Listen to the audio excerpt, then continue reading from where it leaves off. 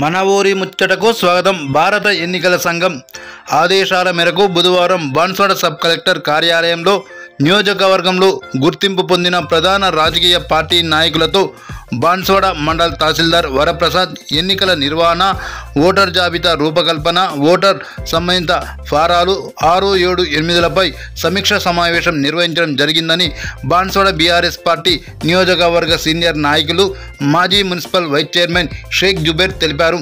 ఈ సందర్భంగా ఆయన మాట్లాడుతూ బీఆర్ఎస్ పార్టీ బాన్స్వాడ నియోజకవర్గం నుండి రమేష్ యాదవ్ హాజరైనట్లు పేర్కొన్నారు.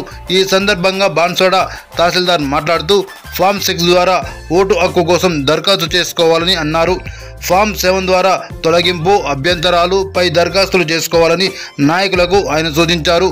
వచ్చిన దరఖాస్తులను BLOలు విచారణ చేపట్టి నోటీసులు జారీ చేసిన తర్వాతే తొలగింపు చేయాలని అన్నారు.